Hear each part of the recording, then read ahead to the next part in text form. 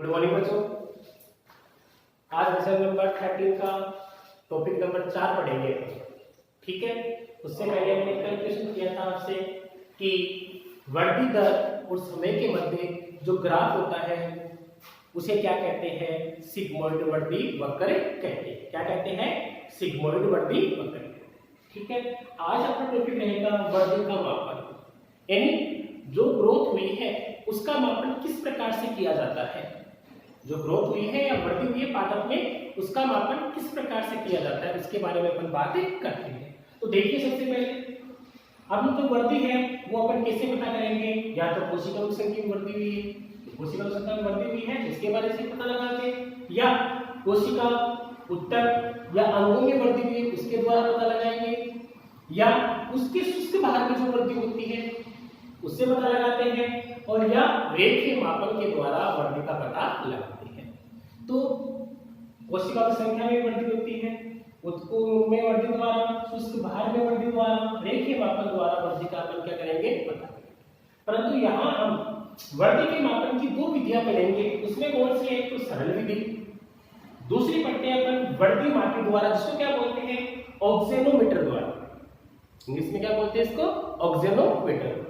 तो अपन यहाँ वृद्धि के मापन के लिए दो विधियां पढ़ेंगे, सरल विधि, दूसरी पढ़ेंगे वृद्धि मापी द्वारा वृद्धि का प्रदर्शन या अपन देख सकते हैं। ठीक है, तो सरल विधि में क्या होता है? तो सरल विधि में ये होता है, कोई पादप होता है, कोई भी प्लांट होता है, पादप है, उसमें क्या किया जाता है? पहले निश्चित समय में उसका मापन कर लिया जाता है स्केल की सहायता से। स्केल की सहायता से हम क्या कर लेते हैं? उस प्लांट का मापन कर लेते हैं, और निश्चित समय के बाद में, यानी निश्चित समय के बाद में उसका दोबारा मापन कर लिया जाता है।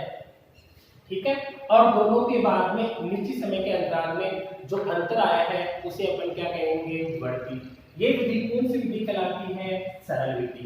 देखिए क्या करते हैं, इसमें प्लांट है उसका माप किससे कर लेते हैं? स्केल की सहायता से, फिर निश्चित समय के बाद में दोबारा स्केल से मापन कर लेते हैं, और फिर अंतर को पता कर लिया जाता है, जिसे वृद्धि प्राप्त कर ली जाती है, वृद्धि का पता लगा लिया जाता है। इस विधि को अपन क्या कहते हैं? सरल विधि। यानी सिंपल मेथड हो गया, स्केल की सहायता से मापना, फिर दोबारा उसको मापना, और फिर जो अंतर है वो वृद्धि कहलाएगी। वो सीधी विधि के द्वारा अपन वृद्धि का क्या कर सकते हैं? मापन कर सकते हैं।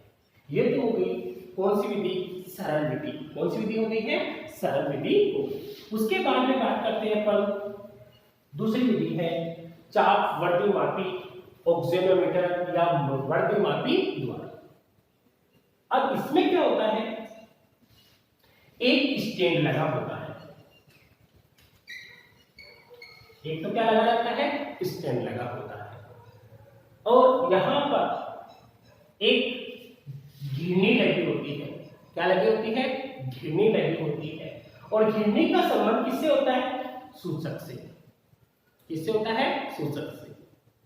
और आप सभी को ध्यान भी होगा, आप बायो के लैब में गए तो मैंने आपको ये यंत्र दिखाया था, गमले से लगा हुआ प्लांट बताया था, मैंने कहा था कि सीनियर में आपके प्रैक्टिकल भी है, तो वो प्रैक्टिकल में भी है और इसमें थ्योरी में भी है, तो ध्यान दीजिए आप। तो इसमें एक स्टैंड होता है, स्टैंड के मध्य यहाँ पर क्या होता है? एक घिरनी, और घिरनी से आगे क्या लगा रहता है? एक विशेष प्रकार का ऑक्सीनोमीटर लगा रहता है, और जिसका क्या रहते हैं? माप बिंदु रहते हैं, यानी मापन दिया रहता है, और सूचक उस मापन में ऊपर नीचे आ जाता है। अब इस घिरनी है, इस घिरनी से नीचे की तरफ एक गमले में लगा हुआ प्लांट लगे होते हैं, प्लांट लगे होते हैं, तो उस प्लांट को यहाँ से बांधकर घिरनी से होते हुए नीचे की तरफ यहाँ क्या लगा देते हैं? भार या वजन लगा देते हैं। ठीक है, अब जैसे ही ये प्लांट ग्रोथ करेगा, यानी ऊपर की तरफ आएगा, तो बाहर किधर की तरफ आएगा? नीचे की तरफ आएगा, और इस सूचक में क्या होगा? परिवर्तन होगा। अब उसको क्या कर लिया जाता है? नोट कर लिया जाता है, और उससे पादप की वृद्धि के बारे में पता लगाया जाता है। तो दोबारा देखिए, इसमें क्या होता है? घिरनी यहाँ क्या ले लिया, धमनी में लगा हुआ एक प्लांट ले लिया, इस प्लांट को क्या किया आपने, ऊपर से बांध दिया और बांध कर इसकी दूसरी तरफ क्या कर दिया, बाहर लटका दिया। अब देखने के बाद आप देखते हो इसमें कि फिक्स पहले आपने बाहर लिया तो ये मान लीजिए यहाँ तक था, ठीक है। अब जैसे ही इसमें ग्रोथ होगी प्लांट में, तो प्लांट ऊपर की तरफ बाहर आएगा, नीचे की तरफ आएगा, तो सूचक में क्या होगा, परिवर्तन होगा और उसको पता कर लिया जाता है और इसे क्या कहते हैं, चाप वर्दी मापी के द्वारा क्या करना, वर्दी का प्रदर्शन करना, ठीक है। तो ऑक्सीजनोमीटर के द्वारा वर्दी का पता लगाया जा सकता है। तो यहाँ आज के टॉपिक में आपने क्या पढ़ा, वर्दी का मापन किस प्रकार से किया जाता है, कोशिकाओं की संख्या वर्दी के द्वारा, कोशिका है, उत्तक है, अंग है, उनमें वर्दी के द्वारा, शुष्क भाग में वर्दी उसके द्वारा, रेखीय मापन के द्वारा पता लगाया जाता है। अब वर्दी मापन में सरल विधि, तो दूसरी कौन सी है, वर्दी मापी। इसमें जो डायरेक्ट प्लांट है उसको किससे माप लिया जाता है, स्केल की सहायता से माप लिया जाता है और निश्चित समय के बाद में दोबारा स्केल से मापकर वर्दी का पता लगाया जाता है। तो उसे कौन सी विधि कहते हैं, सरल विधि कहते हैं। और इसमें चाप वर्दी मापी में एक सूचक लगा रहता है, एक स्टैंड होता है, गिरनी की दूसरी साइड बाहर लगा रहता है जो किससे संबंधित रहता है, पौधे से। जैसे ही वर्दी होती है सूचक के द्वारा पता लगाकर उसकी वर्दी का पता लगाया जा सकता है, ठीक है। अब इसके बाद में अपन टॉपिक पढ़ते हैं प्रभावित करने वाले कारक। हाँ, इसके बाद अपन बात करते हैं वर्दी को प्रभावित करने वाले कारक, यानी वर्दी को कौन कौन से कारक क्या करते हैं, प्रभावित करते हैं, ठीक है। तो वर्दी को एक तो कौन से कारक प्रभावित करते हैं, वातावरणीय कारक प्रभावित करते हैं। ग्रोथ को प्रभावित करने वाले वातावरणीय कारक कौन से हैं, जैसे जलवायु है, ठीक है, और मृदा है, उससे संबंधित जो भी कारक होंगे वो कौन से कारक कहलाएंगे, वातावरणीय कारक कहलाएंगे। ऐसे कारक जो जलवायु और मृदा से संबंधित होते हैं वातावरणीय कारक कहलाते हैं। दूसरी शरीर क्रियात्मक कारक, जिसमें प्रकाश संश्लेषण सम्मिलित है, प्रकाश संश्लेषण होगा तो वर्दी होगी, ठीक है, कम होगा तो कम वर्दी होगी, श्वसन से रिलेटेड रहता है, खनिज लवणों का अवशोषण होता है। ये जो भी क्रियाएं हैं उनको अपन कौन से कारक कहते हैं, शरीर क्रियात्मक कारक। तो पादप को प्रभावित करने वाला वातावरणीय कारक तो कौन से हो गए, जलवायु, मृदा से संबंधित जो भी कारक है वातावरणीय कारक, और जो प्रकाश संश्लेषण है, श्वसन है, खनिज लवण है, इनका जो संबंध है वो किससे होता है, शरीर क्रियात्मक कारक से होता है। अब यहाँ पढ़ेंगे कि वर्दी को प्रभावित करने वाले प्रमुख कारक कौन कौन से हैं। तो सबसे पहले बात करेंगे प्रकाश। तो प्रकाश है वो निम्न प्रकार से प्रभावित करता है वर्दी को। सबसे पहले प्रकाश की तीव्रता, अगर प्रकाश अधिक होगा तो वर्दी दर क्या हो जाएगी, कम हो जाएगी, ठीक है। अगर तेज धूप हो रही तो तापमान बढ़ जाएगा, और वही बात है तापमान अधिक बढ़ेगा तो प्लांट की ग्रोथ नहीं होगी, क्योंकि अधिक तापमान पर एंजाइम क्या हो जाते हैं, नष्ट या विकृत हो जाते हैं, जिसके कारण जो भी उपापचय क्रिया उसमें कमी होती है और वर्दी नहीं होती है। तो प्रकाश की तीव्रता, अगर प्रकाश अधिक होगा तो वर्दी दर क्या हो जाती है, कम हो जाती है। और जब प्रकाश की तीव्रता अधिक होती है तो पर्वों की लंबाई क्या हो जाती है, कम हो जाती है, जिससे पादप क्या रह जाता है, पूर्ण रह जाता है। क्लियर। दूसरा है गुणवत्ता। अब गुणवत्ता की बात करते हो तो लाल प्रकाश होता है, ठीक है, इसे आपने पढ़ा होगा बेनी आह बिनाला, ठीक है। तो ये सभी मिलकर दृश्य प्रकाश का निर्माण करते हैं। तो उसमें लाल रंग का जो प्रकाश होता है वो प्लांट के लिए अधिक लाभदायक होता है, जिससे क्या होती है, प्लांट की वृद्धि क्या होती है, अधिक। क्यों? क्योंकि लाल रंग के जो प्रकाश आता है उस पर प्रकाश संश्लेषण की क्रिया अधिक होती है, और प्रकाश संश्लेषण क्रिया अधिक होती है तो उपापचय क्रिया बढ़ जाती है, जिसके कारण पादप में क्या हो जाती है, वृद्धि हो जाती है, ठीक है। तो लाल रंग के प्रकाश के कारण प्लांट की वृद्धि क्या होती है, अधिक होती है। जबकि इसके अलावा पराबैंगनी, अवरक्त ऐसी किरणें होती है तो पादप की वृद्धि नहीं होती है, अर्थात पादप वृद्धि दर में क्या आ जाती है, कमी आ जाती है। क्लियर। तो लाल रंग का प्रकाश होगा तो वृद्धि दर अधिक, पराबैंगनी और अवरक्त होगा तो पादप वृद्धि दर क्या होती है, कम होती है। क्लियर। अब है प्रकाश की अवधि। ठीक है। तो पुष्पन के लिए पादप में पुष्पन के लिए निश्चित प्रकाश की आवश्यकता होती है, यानी पादप में पुष्पन के लिए निश्चित प्रकाश की आवश्यकता होती है। अब आप देखते हो कोई तो पुष्प होते हैं कम प्रकाश में बनते हैं, कुछ पुष्प क्या होते हैं अधिक प्रकाश में बनते हैं। तो पुष्पन के लिए एक निश्चित प्रकाश की आवश्यकता होती है।